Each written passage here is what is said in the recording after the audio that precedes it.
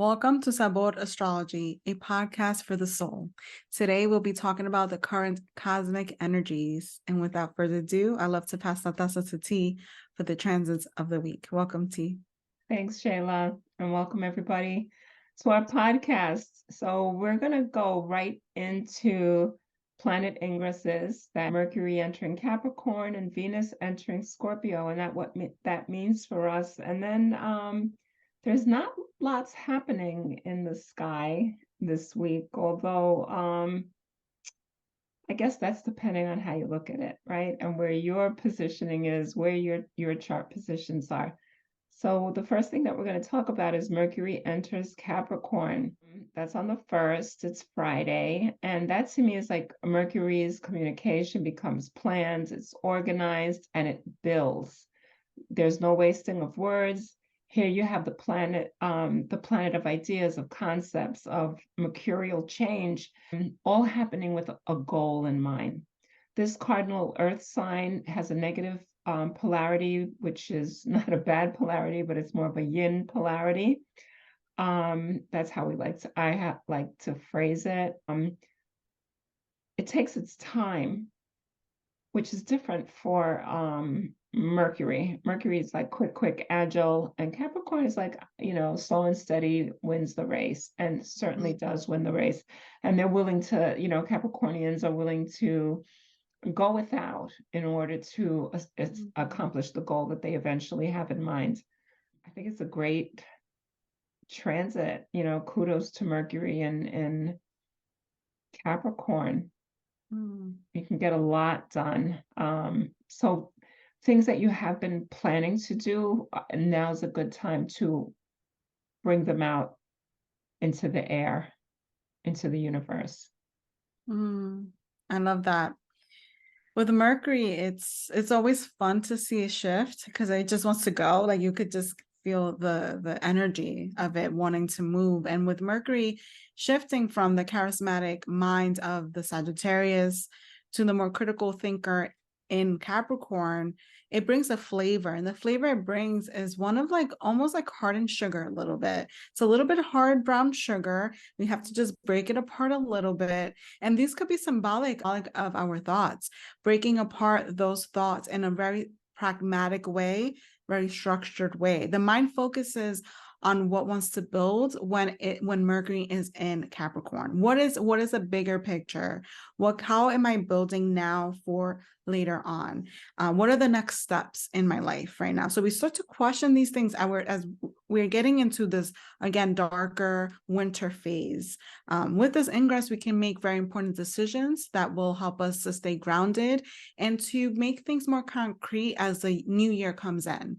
So it's almost like this Saturno, which is Saturn, kind of energy coming in with Mercury in Capricorn. So Saturn is there, pushing us to think about things before we take care of them. Also, here we have tax season coming up for us where we have to plan things out, take our, booklets out, take our receipts out and really organize it. So this is going to help us with that. So we're ready for January if that is something we're wanting to do now. There's also appreciation for wisdom, as Capricorn is the sign of the wisdom seeker and the person who holds a lot of wisdom. So this placement is also ruled here by Gemini, Virgo, and Saturn. So we have all these very mercurial intellectual signs coming together to help us build, to help us organize, and to eventually help us for the next steps that are coming in for next year. So hope everyone enjoys this. Our thoughts become more clear and focused. Right. Thank you for that. Wow, the meeting of the minds, right?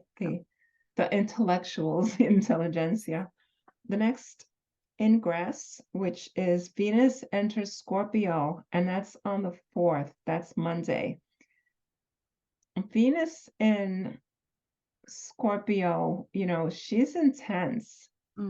She's obsessed. She shows her naked self to feel loved, to be loved. There's something about the quality of Venus in Scorpio, with this sense of abandonment, which is like, I'm going to fulfill my need. My needs haven't been fulfilled, and I'm going to make sure that I do. So there could be that obsessive quality.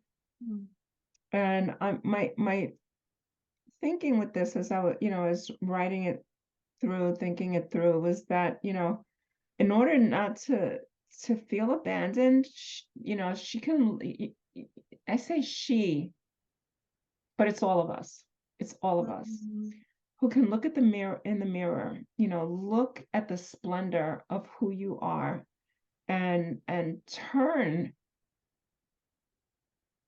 that feeling of need towards self, where you can fulfill, learn the selfless act of self-love. That's what I'm looking at. That the passionate emotions that are experienced with Venus and Scorpio can best be benefited if you can somehow turn that experience of passion into mm, compassion. mm, If you can know that about yourself.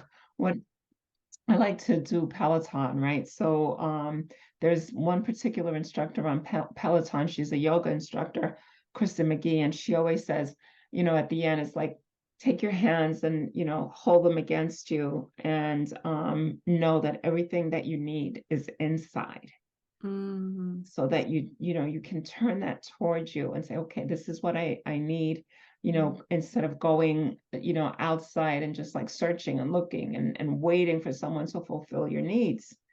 We mm, have to do that first, and then we're able to find the people that we're meant to find that can help to mm. meet us in more of a balanced manner. Wow, that's very deep. That is like the remedy for Venus and Scorpio. I love that. You know, Venus shifting from the Grecian sign of Libra to Scorpio is similar to walking into a meeting that we weren't invited to. It was a private meeting, you weren't invited, right? You weren't in the chat. Distance, feeling kind of out of sorts with this placement here. Venus and Scorpio is in detriment. And what I mean by that is when a planet is in the opposing sign of the sign it rules. For instance, so Venus is now moving into Scorpio. So the opposite of the sign that is opposite of Scorpio is Taurus, which is the sign that one of the signs that Venus rules besides Libra. So it's directly opposite. And when that happens, it becomes a little bit challenging because Venus can't work. There's an inability for her to work at her full capacity when she's in detriment. It's almost like there's a little bit of weakness, muscle weakness maybe that causes Venus to not perform if she was in signs like Taurus or Libra. It is a challenging placement because Venus, again, doesn't feel comfortable. There's a lack of comfort. She loses her sense of strength and power, but not so much. And I'll talk about that later. And she doesn't get to live out her strongest qualities or their strongest qualities when they're in the sign of Scorpio. She may feel uninvited, exiled, and this planetary placement desires a deep, soulful connection in relationships and love. Also, one that's very deep and intense. There's a search for a soulmate that fulfills one's intense relations or sexual needs. So that comes in, and this is important to think back to what T was saying about we all have those things within ourselves, within the hands. We have that capacity to look within and not have to look for validation or love always out in the external. It's important to look within, especially with Venus and Scorpio, of that need and those fulfillments that people looking for with this placement. And I've always had a hunch that Venus and Scorpio represents truly the dark feminine, and people might disagree with me or agree with me, depicting the archetypes of like Black Moon Lilith, where she's exiled, Hecate, and the moon goddesses, Durga, and many more goddesses that are in the dark, more in the dark spaces. She's the powerful lover and transformer. We always have to remember that with Venus and Scorpio. A lesson for this placement is accepting the dark feminine, the sexual feminine, and standing within its power by transforming the heart, looking within, and relationships. So anyone with this placement, you're seen, you're loved, and you're cared for. Okay, so hope this, and anyone who's experiencing this placement and it's challenging, know that you're understood, that there's people, the support for you with this placement and this power. It's very great. I'm glad that you talked about the dark goddesses. I mean, because Mm, those are parts of ourselves that we have to honor also, right? It's not all, yes. when we think about goddess energy, I think for many people, we think about the mother, Mhm, but just very almost in a banal sort of way, right? It's the mhm, mother with the babies, with the breasts, with the abdomen. There's so much, with the big belly, there's just so much more to women, to the mhm, the goddess energy, to the feminine energy than that. And as when you talk about the dark goddesses, we think about death, we think about regeneration, which mhm. is Pluto, which is Scorpio. So there's just so much more if we can honor the light and the dark within us. So I'm Yeah, really glad that you brought that up. I'm really glad yeah, that the you yin brought and the that forth. yang. Yeah, is that, and accepting that part, right? Accepting those things for us with this placement, even if we're however we identify, woman, man, or any other non-gender, non-binary, is totally fine to work with this placement in a positive light too. Not even a positive light, I would say more of a powerful light. I like uh, yeah, that. powerful Powerful light. light. Hmm. That's great. I think we could talk about this forever, right? I Yeah. mean, this Oh is yeah, like a absolutely. topic that we're going to talk about Mercury in Sagittarius, which turns into Mercury in Capricorn, right? On the first, sextiling Saturn in Pisces from 12/1 to 12/2, which is Friday and Saturday of this week. So this is a transit that can bring about confusion, is how I'm looking at it with other, because you have Saturn and Pisces, there's that possibility of there can be that murkiness that's involved here. But then, since Mercury enters Capricorn, it brings a clarity, it brings a sure-footedness Mm. that it didn't start out with. All right. Again, going like zoop, zoop, zip, zip, Mm. zip, right? Then it goes into solid, right? Well, we were just talking all about Mercury and and Capricorn and what that looks like.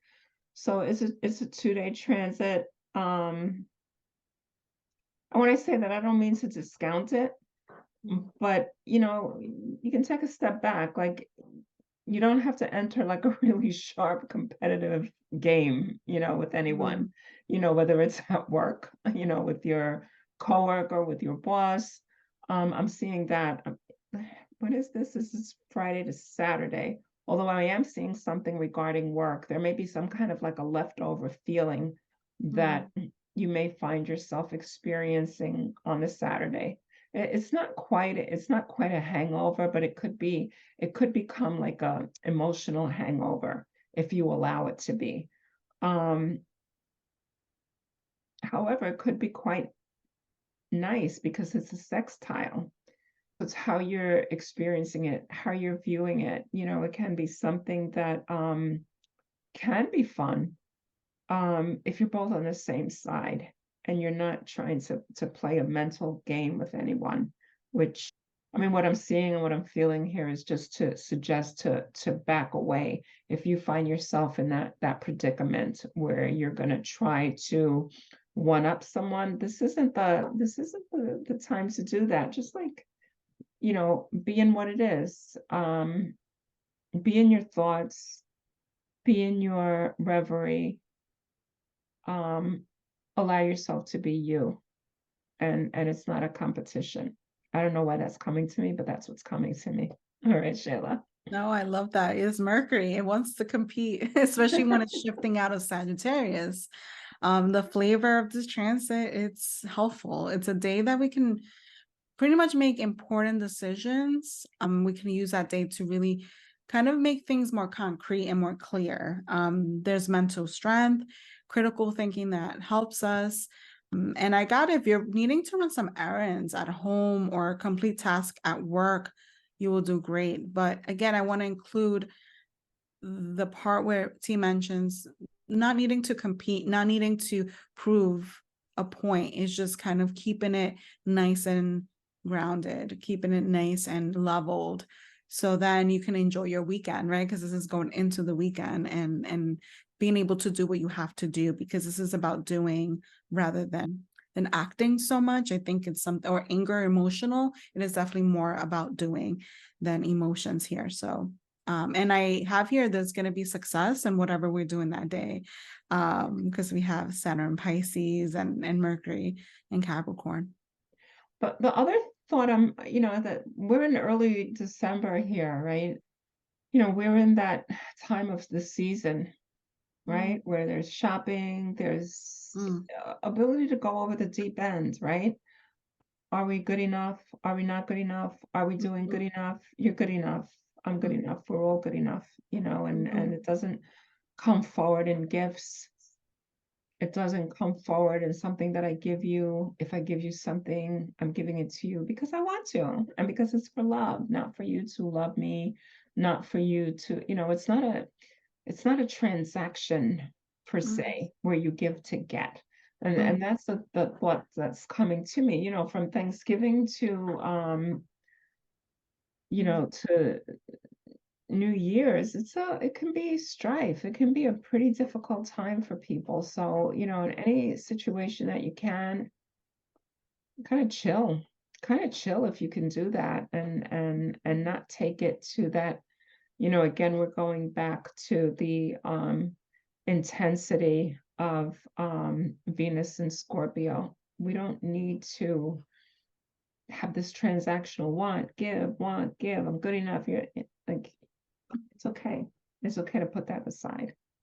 Do you want to add anything to that before we go on to the next one? Yeah, no, it made me think a lot. It's not always going to be someone showing you, praising you. It might be needing you to praise yourself, right? In the situation. So I think that's such a beautiful touch to the transits, T. Thank you. Thank you. So the next one we will talk about is Venus. Well, yeah, Venus is still in Libra for this one, 12-2 to 12-3, Yeah. and it's squaring Pluto in Capricorn. I'm seeing here that this is a transit where you or your partner, your group of friends might feel yourself at some sort of odds. Like you may just want to enjoy the weekend and believe that taking it easy is the way to do things. And your other, whoever that is, your group, your posse, whoever that is, will have other ideas, plans, and have constructive ways in their mind of how they want to do things. They may have been planning things for a while, and they're not going to drop them just because you want to just like kind of be whimsical. They might think of it as whimsical. That's why I don't know why I'm saying that, I guess because Pluto is intense in Capricorn. This is a time to be pleasant. This is the time to be open about what you're feeling. Subterfuge never works. Don't try to like go in there and fool people. Change is going to happen no matter what, because Pluto's in town here, right? And so no matter how you go about it, try to do it like with a meeting of the minds again. With a meeting of the minds, how you're going to accomplish stuff. Things are going to be accomplished. And that square is going to make that happen, because it's going to be a little hard and a little difficult. Things are going to be accomplished. However, the way you do it, and again, I don't know, let people be people. Let people be people. And the image I keep getting is Hades going down into the earth, right? Hades is like, he's going to go in and then he's going to uproot everything. And why am I going to fight that? Why am I going to fight that? My Venus in Libra is not going to fight that. My Venus in Libra is going to be like beautiful. Be like beautiful and meet that head on. And when I say beautiful, I mean stable, I mean balanced. And that's going to make the earth rock a little less hard than it could. So that's the imagery that I'm getting for this particular transit. Yeah.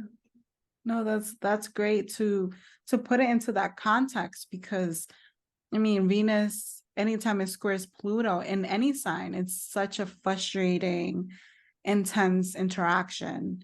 It'll be in the late signs of degrees of Libra moving into Scorpio. So she is going to be able to anchor herself here, as she has this kind of this fight with Pluto, this argument with Pluto, this wanting to almost like again overturn the earth, like T mentioned. And the flavor that I wrote for this specific transit is one of a little bit too salty and bitter, because we have beautiful Venus here, and then we have Pluto and Capricorn. Could be really intense. Either we put too much lemon or seasoning on our food that is making it, this transit is really, really boiling things up. And especially in every relationship, there's a dynamic at play with this transit. So we'll see that there's power struggles, or external anger that comes from the people that are around us. So we'll notice that maybe we have some anger, but we'll notice people also around us in the dynamics that we're in with them, whether they're mother, father, son, whatever dynamic we have, coworker, employee, or employee and boss, whatever dynamic, there is some type of anger that can be boiling within that salty and bitter kind of broth that is happening here. So it's important. And I love that T mentioned for Libra, for Venus and Libra, she's anchored there. She's taking it with grace. She's not being overturned. She's sitting in like her ways of justice, right? We think about Libra, she's the archetype of justice, sitting in her throne, sitting within that anchored.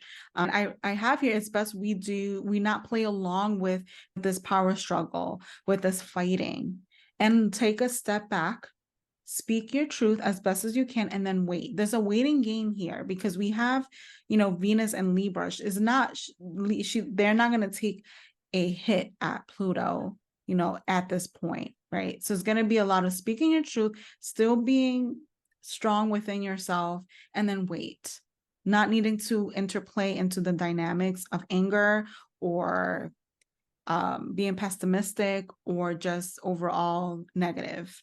And I have here the quote in Spanish is "No le eches más leña al fuego." Don't put any more. Like there's no need to continue to put more firewood on the fire when it's already set. So that's pretty much what it interprets into. Just let it simmer down and wait a little bit. That's perfect. It's perfect. It reminds me of when I was making cranberry sauce the other day.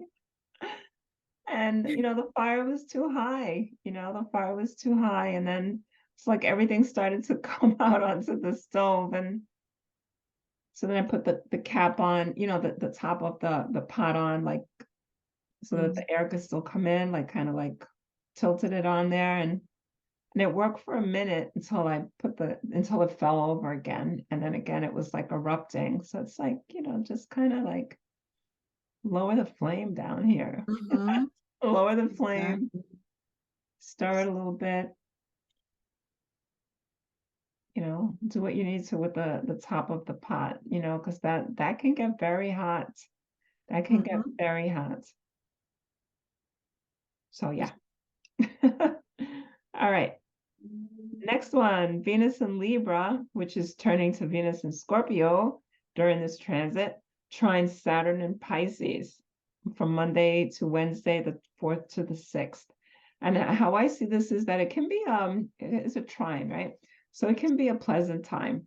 It can be, I'm thinking a sober, I don't know why I'm thinking of like a sober, pleasant time, stable, and it's like understanding that life is life and that any perceived constraints can be overcome. Keep the higher thinking, keep the thinking of the higher good to the forefront, especially in your relationship. There's no need to get crazy when Venus in Libra turns to Venus in Scorpio and doesn't, feel like she's constrained or he's constrained, right? They're constrained. That we're not feeling like we're getting our needs met. that, there is that shift that happens. And, it's how we deal with these perceived affronts, because they may not even be. It's just Saturn is just saying, like, look, okay, like, let's just, sit here. Let's just be here. I was thinking that this is like a good time, like this week is a good time to write poetry. It's like a perfect time to write poetry. You have Mercury, you have Venus, you can pour that energy, that excess energy, so that the pot doesn't overflow into poetry. And you don't have to like fix it or anything, just like write your words down, You know, Mercury's going to be in retrograde starting the 13th of December. So we have a little bit of time, but it's like a couple of weeks before, it's a couple of weeks after, it's just like you can do all your editing for your poetry at that point, when it's in retrograde, right? Because that's when we edit stuff. That's when we sit and we fix stuff that we've like poured onto the page. So that's what I'm getting, is that if you're feeling yourself like stuck, and you're like, Pisces is a poet, right? Pisces is a mystic. Pisces is just really, I'm going to use the word etherical because that's what's coming to me, right? It's from the ethers. It's not even like the water ethers. It's not even like you can't sit it down. You can't make it do. And then you have Saturn here is going to like try to make it do. So how can you use that to your best way, right? What's in it for you? How can you use this with, Venus, this love goddess in whatever aspect she's in? Um, so that's what I'm seeing. For me, it would be writing poetry. Mm. You have any thoughts there? I Now, I love know you that. do. I know No, you do. I love the poetry because I have here like something about reminiscing about old relationships or like old love coming in, but also like new love returning to us during this transit. It's not just romantic love. It could be maybe we are in a poet and we're going to their signing, meeting or whatever it is that they're presenting, and meet someone there that will open our eyes to something new. It could be loving in new ways and opening us to new possibilities, really being a call for all of us. And also people that are really wise approaching us and being like, hey, I have this information to share with you. Come and sit down with me and let's have this talk. And this wisdom, in a way, rings the bells of inner knowing. So, what I mean by that is that information that's shared with us during this time, maybe from this person or group, or maybe during this time, may feel very familiar and going back to a past life situation or even a Akashic record or something that really resonates with us. We'll start to feel that, like, oh, that makes sense. I could do that. And then you'll start doing it. For instance, you want to learn how to knit, right? Someone gives you kind of their own way of knitting and you pick it up and you're like, oh my God, this is easy. I feel like I've done this before. Something like that is knowledge passed down. Saturn and Pisces, very spiritual, pushing us, moving us forward in our spirituality, a lot of spiritual discipline.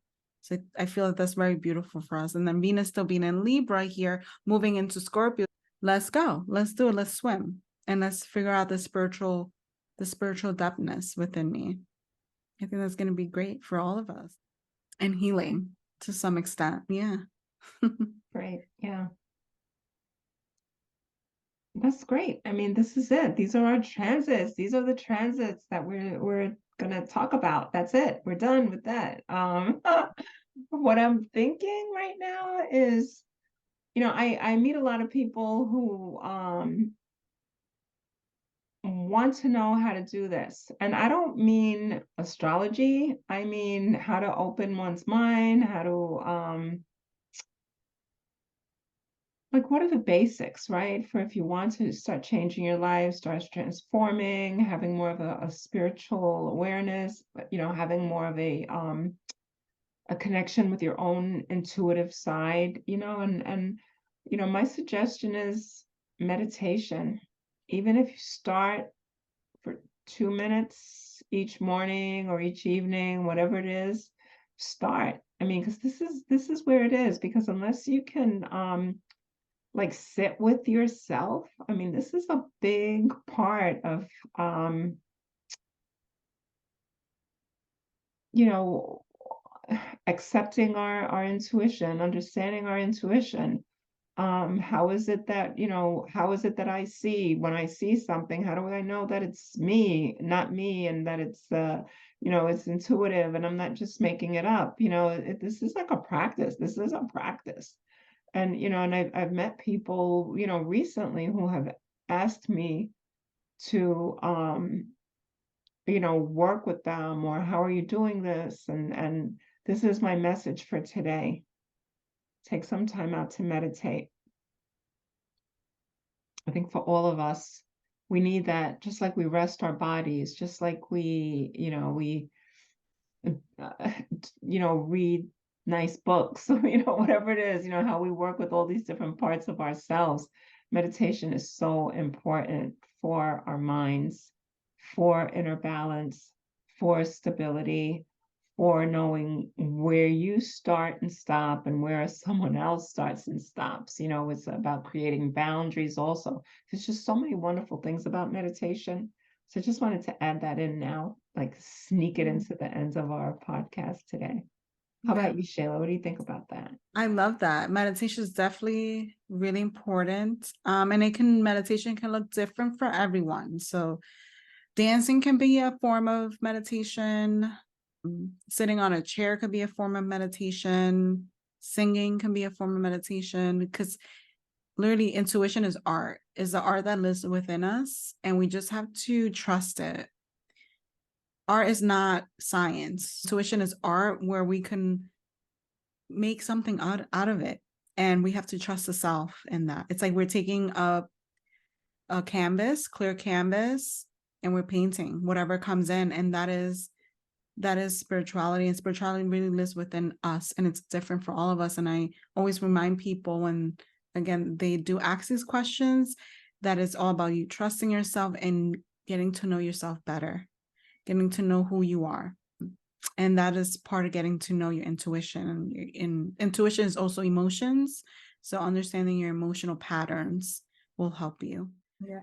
Well, anything you want to add before we end for today? You have anything going on or not? So usually Fridays I have the Rose Clinic. And I want to remind people that this Rose Clinic is specifically for one-on-one sessions. They're all healful sessions. So there incorporates there's astrology, there's tarot, and there's healing, energy healing, as well included in that I offer in the clinic. It's something that is easy. You just have to text and email me, and I will be posting that information below. And it's only Friday. It's online, so you could do it from the comfort of your home from 12 to 6 p.m. And I'm going to be posting that down below for people to have access to and have the information. Excellent, excellent. And as I said last week, I am now having a private practice, therapy, using foundations of, the element of compassion and astrology within, an eclectic mix. It's individual. It's what you need. Each person, we figure that out together in the therapeutic relationship. So you can find me on Psychology Today, Teresa Varela, and reach out. I'd love to talk to you. Thank you so much, Sabor Astrology. Con mucho sabor. Bye.